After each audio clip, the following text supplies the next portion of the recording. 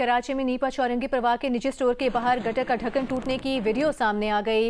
Link road पर 17 नवंबर की रात 2:05 पर गटर का ढक्कन डंपर के गुजरने के बायस टूटा था, जिसके बाद से मैनहोल खुला पड़ा था। कराची में नीपा चौरंगी परवाह के निजी स्टोर के बाहर गटर का ढक्कन टूटने की वीडियो सामने आ गई और आपको बताते हैं, लिंक रोड पर 17 नवंबर की रात 2:05 पर गटर का ढक्कन डंपर के गुजरने के बायस टूटा था, जिसके बाद से ये मैनहोल खुला पड़ा था। कराची में मैनहोल में गिरने वाले इब्राहिम की हलाकत से मुतालिक KMC ने तहकीकाती रिपोर्ट सेक्रेटरी महकमा बल्दियात को भिजवा दी। रिपोर्ट में वाक़े का जिम्मेदार निजी स्टोर इंतजामिया और BRT अथॉरिटीज़ को करार दिया गया है।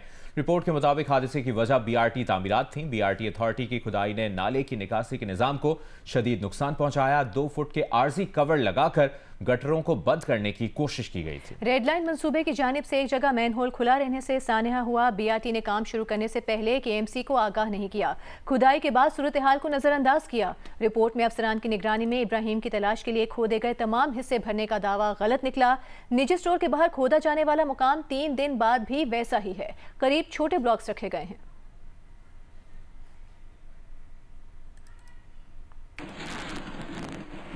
कराची में नीपा के करीब 3 साल के इब्राहिम के मैनहोल में गिरकर जान बहक होने की तहकीकात करने वाली कमेटी निजी डिपार्टमेंटल स्टोर पहुंची। तहकीकाती कमेटी के रुकन असिस्टेंट कमिश्नर गुलशन इकबाल ने निजी डिपार्टमेंटल स्टोर की इंतजामिया से राबता किया और वाक़े के बाद से ये निजी स्टोर बंद है। कराची की अदालत ने नीपा के वाक़े की FIR मेयर कराची और चेयरमैन गुलशन टाउन के खिलाफ दर्ज करने की दरखास्त पर पुलिस को नोटिस जारी कर दिया। नीपा के करीब मैनहोल में गिरकर 3 साला बच्चा इब्राहिम जाँ बहक हुआ था। डिस्ट्रिक्ट एंड सेशन जज शर्की की अदालत में मकामी एडवोकेट की इस दरखास्त पर अगली समाअत 11 दिसंबर को होगी। दरखास्त में कहा गया है कि मुतासरा बच्चे के अहल खाना के मुताबिक बल्दियाती और ज़िले इंतजामिया गफलत की मुर्तकिब हुई है। Chairman Pakistan peoples party Bilawal Bhutto Zardari का कहना है, बात चल रही है कि इस्लामाबाद चाहता है कि तालीम और बहबूद आबादी के हुकूक अपने पास रखे। विफाक का ये इकदाम गलत होगा। सिंध का हक छीनने की कोशिश करेंगे तो रद्द अमल आएगा। बात चाहती है कि जो आपका एजुकेशन का इदारा है, जो आपका पॉपुलेशन कंट्रोल का जो रिस्पॉन्सिबिलिटीज़ है, वो खुद संभालना चाहते हैं। एंड मैं बड़ा एहतराम के साथ समझता हूँ कि ये गलत तरीक़ेकार होगा। जब आप किसी को हक देते हो, वो हक जब आप छीनते हो, जो भी आपका जस्टिफिकेशन होगा उसका बैकलैश होता है। अगर वफाकी हुकूमत ने ऐसा कोई परफॉर्मेंस हमें दिखाया कि हम समझते कि आपने इस मैदान में इतना कमाल कर दिया और अब आप हमारा तालीम भी ले ले और आप हमारा पॉपुलेशन कंट्रोल भी ले ले, बल्कि इन्होंने तो मेरा NICVD भी छीनने की कोशिश की। खान साहब के दौर में एक कोर्ट के ऑर्डर पे उन्होंने फैसला किया कि 18वीं तरमीम अपनी जगह, आइन में जो लिखा है अपनी जगह, इसलिए कि वो बिल्डिंग एक ज़माने में वफाक का बिल्डिंग था, तो अब मैं पूरा हॉस्पिटल वफाक के हवाला कर दूँ। पंजाब की सीनियर वजीर मरियम औरंगजेब का कहना है कि सुथरा पंजाब के जरिए आपके घर, गलियां, शहर, देहात साफ करवा रहे हैं।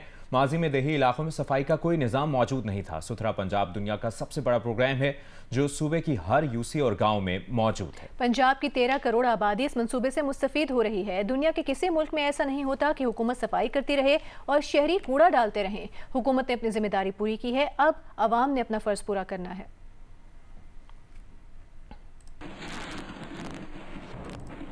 नायब वजीर आजम इसहाक डार का कहना है, मई में पाक भारत जंग भी खतरनाक साबित हो सकती थी। भारत ने एकतरफा तौर पर सिंध ताश मुआहदा मुअत्तल करने का ऐलान किया। मसला कश्मीर के हल न होने से खिते के अमन को खतरा लाहक है। दुनिया में सुलगते तनाज़ात आलमी अमन के लिए खतरा है। इस्लामाबाद में सेमिनार से खिताब के दौरान नायब वजीर आजम इसहाक डार ने कहा, पाकिस्तान तनाज़ात के हल के लिए मुज़ाकरात और सिफारतकारी की हिमायत करता है।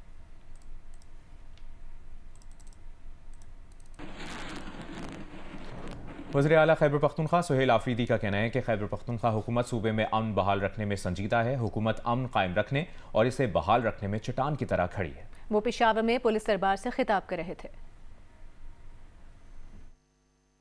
कल का अफसोसनाक वाकया जिसमें हमारे पुलिस के जवान शहीद हुए, इसी तरह हमारी बाकी सिक्योरिटी फोर्सेस, चाहे फौज है, चाहे FC है, इन सब ने जो है खैबर पख्तूनख्वा के लिए और पाकिस्तान के लिए बेइंतहा कुर्बानियाँ दी हैं और अभी भी देते आ रहे हैं। ये यकीन दिलाता हूँ कि खैबर पख्तूनख्वा में अमन बहाल करने में और फिर अमन बहाल रखने में हुकूमत खैबर पख्तूनख्वा संजीदा भी है और आप लोगों के साथ पहाड़ की तरह कड़ा भी है इंशाअल्लाह ताला।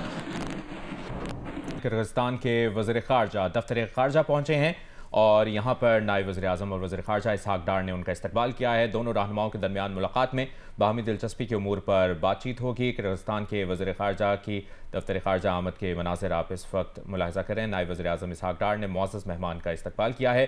किर्गिस्तान के वज़ीर ख़ारजा बेक्लोबायो की दफ्तर ख़ारजा आमद के मनाजिर इस वक्त आप स्क्रीन पर देख रहे हैं। दोनों रहनुमाओं के दरमियान मुलाकात में बाहमी दिलचस्पी के उमूर पर बातचीत होगी। नायब वज़ीर आज़म वज़ीर ख़ारजा इसहाक़ डार ने किर्गिस्तान के वज़ीर ख़ारजा का दफ्तर ख़ारजा पहुँचने पर इस्तकबाल किया, उनसे मुसाफ़हा किया और वो उन्हें अब अंदर लेकर आ रहे हैं। अब से कुछ देर पहले के मनाजिर हैं और जब ये मिले तो दो तरफ़ा ताउन और ताल्लुकात के हवाले से तबादला ख्याल किया गया और यहाँ पर मौजूद स्टाफ और वफ़द से वो वज़ीर ख़ारजा अब उनकी मुलाकात करवा रहे हैं। वज़ीर ख़ारजा किर्गिस्तान पहुँचे हैं दफ्तर ख़ारजा और नायब वज़ीर आज़म वज़ीर ख़ारजा इसहाक़ डार ने उनका इस्तकबाल किया है। आज किर्गिस्तान के सदर भी 2 रोज़ा दौरे पर पाकिस्तान पहुँचे हैं। अभी आपको ये बताएंगे, लाहौर में सिविल जज सैयद जहांज़ेब बुखारी ने अपने ओहदे से इस्तीफ़ा दे दिया है। सिविल जज ने अपने इस्तीफ़े में लिखा है कि 26वीं और 27वीं तरमीम की वजह से वो अपने ओहदे से मुस्ताफ़ी हो रहे हैं। दूसरी तरफ तर्जुमान लाहौर हाई कोर्ट का कहना है कि सिविल जज जहांज़ेब बुखारी ने मुसलसल गैर हाजिरी पर महकमाना इंज़बाती कार्रवाई के बाद मुबैना इस्तीफ़ा सोशल मीडिया पर जारी किया है। हाई कोर्ट में अब तक उनका इस्तीफ़ा मौसूल नहीं हुआ।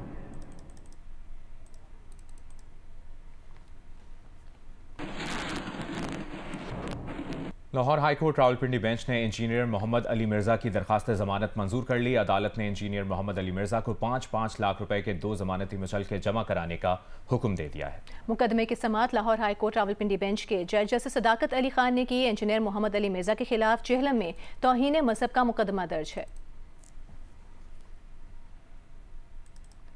कराची की इंसदादी दहशतगर्दी अदालत ने बलोच यकजहती कमेटी के रहनुमा महरंग बलोच को इश्तियाल अंगेजी के मुकदमे में शक का फायदा देकर बरी कर दिया। कहा, मुलजिमा के खिलाफ जुर्म साबित होने का कोई इम्कान नहीं है। मुद्दई मुकदमा के अलावा दीगर 4 गवाह पुलिस के एहलकार हैं जिन्होंने अपने बयानात में इश्तियाल अंगेजी के वाक़े से मुतालिक कुछ नहीं बताया। महरंग बलोच के खिलाफ इश्तियाल अंगेजी का मुकदमा कायदाबाद थाने में दर्ज है।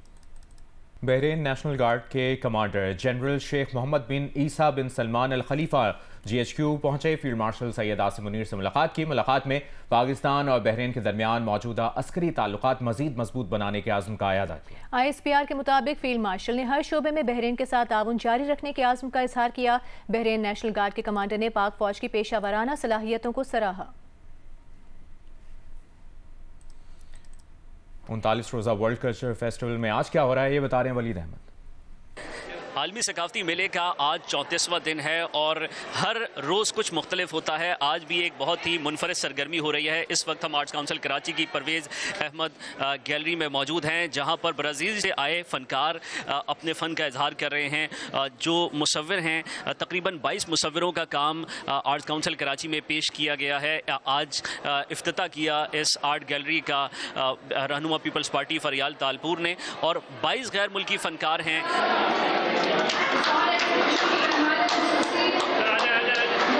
ये जो देख रहे हैं ये पेंटिंग, ये डोमिनी फॉरेस्ट की है जो स्वीडन से आई हैं। इसी तरह अर्जेंटीना के आर्टिस्ट का ये काम है